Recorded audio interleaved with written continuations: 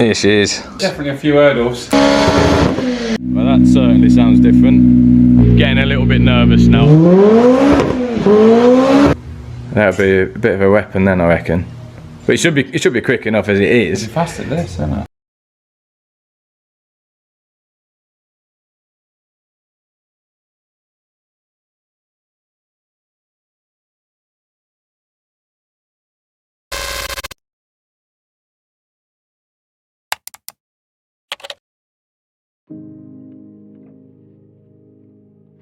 So welcome back to another episode of Geared, and the day is finally here. We're at Street Racers in Leicester for part 5 of my K20 Clio 182. So it's going to be mapped today on the MAXX ECU, which is the standalone ECU instead of a K Pro.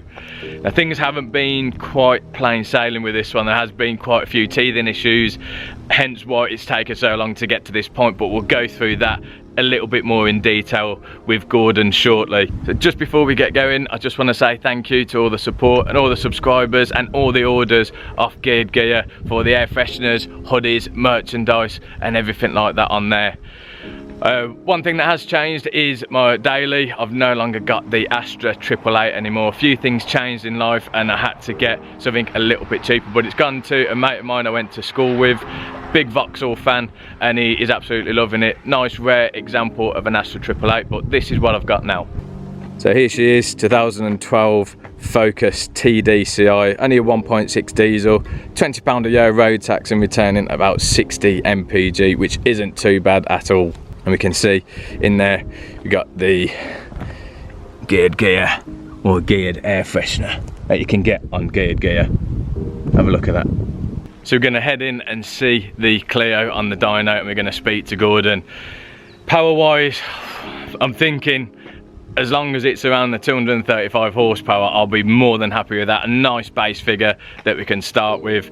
I want to find that balance of actually getting the handling and the power right. I don't want to chuck a turbo on it. I don't want to put a supercharger on it. I want to still keep it NA. As much as I'm tempted to, I'd like to keep it NA for the track so I don't have any of them reliability issues or anything like that. Still on the standard inlet at the moment, just the exhaust and obviously the ECU, so not much done modification wise, but if we can get it around that area we can work from there. Get a different inlet, maybe get some cams in it. I think one thing that might hold it back a little bit is the exhaust. How it's all formed underneath, it could be a little bit restrictive, I've been told. So we're going to speak to Gordon, and obviously he's had this here for a bit of time now and he's faced some issues with it. So we go through the issues with him and see what he's got to say. I just wanna see the light.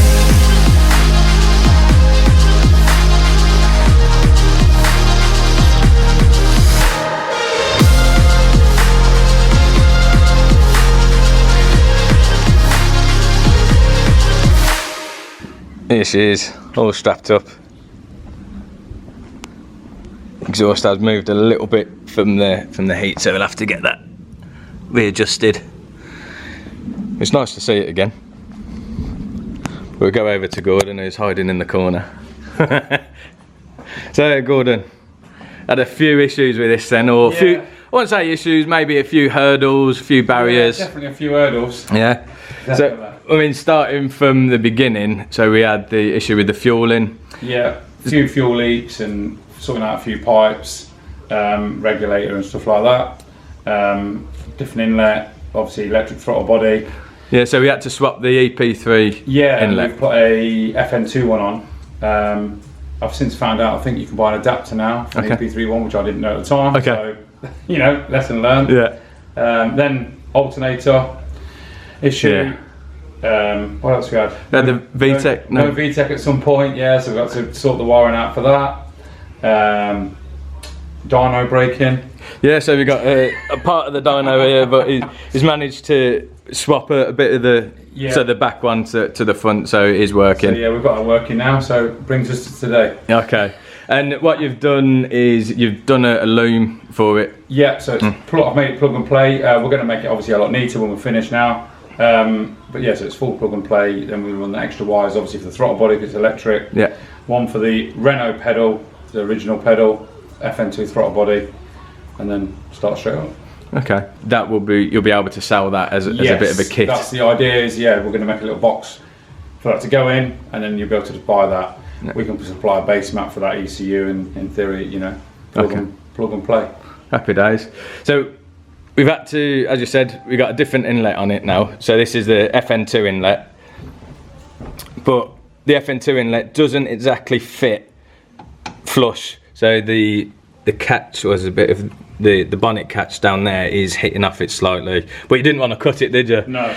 Yeah, so I mean it's still sort of there, but I think for today, with it being on the standard inlet, I'm hoping it is going to make around 230, 235. I'll be quite happy with. But it'd be nice to see what it makes with that until we change the inlet to the Skunk 2 Ultra. In theory, Civic Cups run stock inlets with an exhaust manifold, no really cats, so they do 230s, so you should be around that sort of mark. Should be around that figure. Yeah, I hope so. And eventually we're going to put a what did we say? The velocity stack. Yeah, so we're going to have a velocity stack. I'll go and see if I can find one, and we'll put one on just to make it. Yeah. So I mean, we try and get a velocity stack there, going down towards the bumper, so it doesn't heat soak with it being up in the engine bay. So with it being down by the bumper, we try and get a bit of a cold air feed, so it's sucking in that nice cold air rather than the hot air. Obviously you can feel that heat soak on a track, can't you? So it'd be nice to have one down there, but buzzing to hear it, buzzing to actually see it as well. So I'm hoping we make what we want. Hopefully. So just for the meantime, we put this velocity stack. It is a velocity stack, isn't it, this one? Yeah. And obviously it's not going to sit up there like the bonnet won't even close with that on. But for the dyno session, have that on there. So we're pretty much good to go, aren't we? Yeah, that's it. Let's get cracking. Okay. Here we go then, let's hear what this sounds like.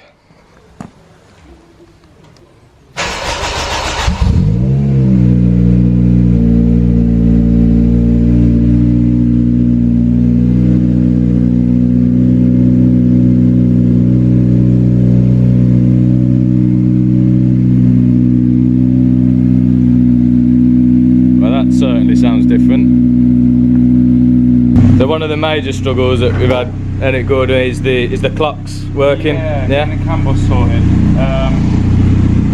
Yeah, been a crazy issue really. Not my forte to be fair, but a good friend of mine's been trying to help us out, sorting it out. So hopefully we will get to the bottom of it. Yeah, so we got the fuel gauge is working.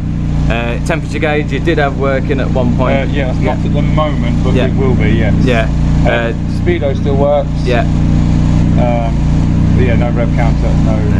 But we should be able to get that working, yeah. Yeah. Fingers crossed. So that's one of the reasons why I wanted to go for standalone. I wanted to keep all the Renault clocks. I could have put EP3 clocks in and it would have worked straight away. Yeah. But I think it would look pretty cool with the Renault clocks. Yeah, definitely. Yeah. Not gonna lie, getting a little bit nervous now. I haven't had the best of luck on dyno days before, so I'm hoping everything does go to plan. EP3 turbo, for example, at the last dyno day, the map wouldn't load onto the K100 in the end. There was a bit of a fault on that, and then I had to literally limp it back all the way from Runcorn. Eventually got it sorted with a K-Pro. But yeah, this, I'm just getting nervous, so I think I need a nervous wee.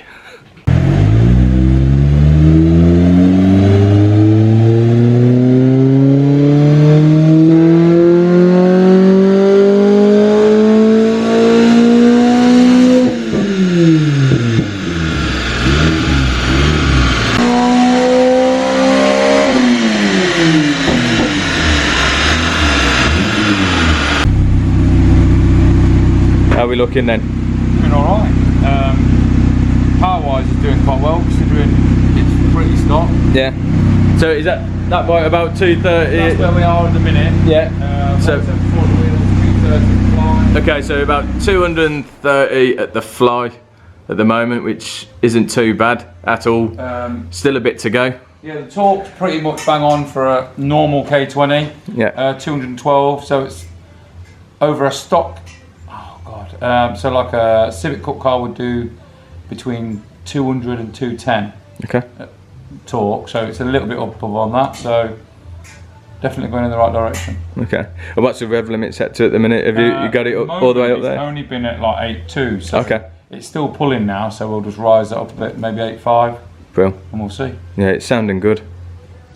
But yeah, you're saying about the water, the temperature when it's idling. Yeah, when it's idling, the water temp seems to creep up. As soon as you rev it, it comes back down. So we'll investigate on what that is. Yeah. But yeah, we've opted for no pops, bangs and crackles or anything, because I'm not about that really. You just get black flags on the track anyway if you have too many of them. So, but yeah, it's nice to see a bit of light at the end of the tunnel. Let Gordon crack on and do what he's got to do. It's been a long time coming. It has. It has.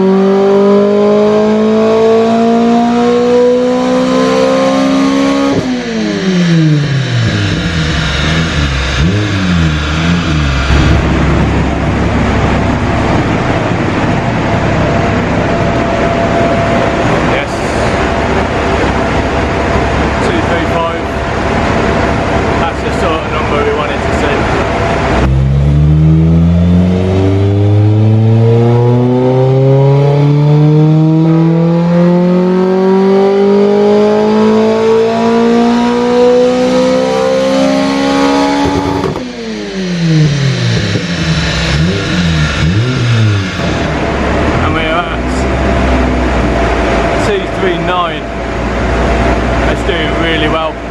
Still a bit of revs to go possibly. Looking good.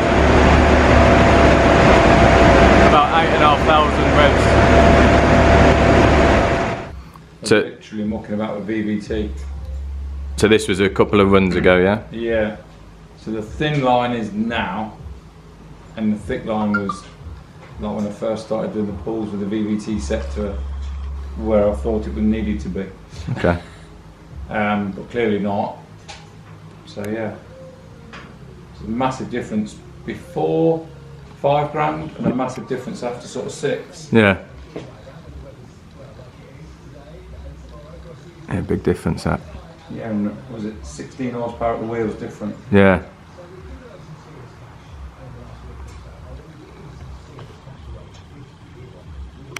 Sweet.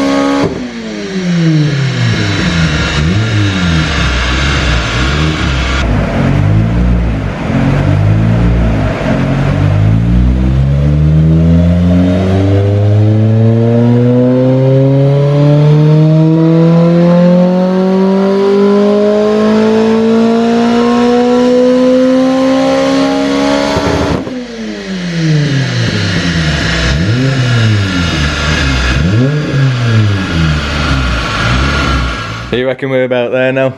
I do indeed. Yeah. So what did we end up with? 240, just over. I think. Yeah, nearly. Was it 241 nearly? Hang on, I'll tell you. Ooh, 24.5. So 240.5. There's torque. 216.2 Newton meters. What's that about? Pounds foot. Oh god. Don't know. That's Google. So what did you put the rev limit to? It was about 8.5 in the end. It's actually 8.6. Oh, was it 8.6? Okay. Yeah. You might as well have gone 8.7. I don't think you gain much from it. Yeah, but I'm absolutely buzzing about that. So yeah, it's gone really well actually. Yeah. So successful mapping session then. Yeah. Yeah. So gone well. That's good. And we got the canvas to sort for the rev counter. So the rev counter. Rev counter and temperature gauge. Yeah. That's pretty much it. The wheel speed sensors are already connected in, so future traction control is available. Okay. Just need to finish them 2 bits and then pretty much that's it. Okay. It's gone to inlet cams. Yeah, I know. So I've asked Gordon to price them up for me, see if we can get there. So with them, you reckon you'd probably touch 260, 265 maybe? Yeah, I think so. That'd be a bit of a weapon then, I reckon. But it should be quick enough as it is. It'll be fast at this, isn't it? Yeah. But yeah, 260, I think that's something to go for, you know. Fast on track. Yeah, we will. I hope so. Thank you very much, Gordon. No worries. So that's it. I'm absolutely buzzing. So nice to hear the car actually go, start up and rev all the way up to 8,600 RPM. So we finished the day at 240.5 horsepower. That's brake horsepower, so it's at the flywheel. Torque wise, I'll insert it. I'll have to tell you what that works out at pounds per feet. But yeah, chuffed that things are coming together now, and a couple of bits to sort out on it. So we're going to try and get the Skunk 2 Ultra Street inlet on it with a bigger throttle body with an adapter plate, and hopefully we'll be able to get over that 240 horsepower mark, maybe touch around 245, 250 with that. Fingers crossed anyway.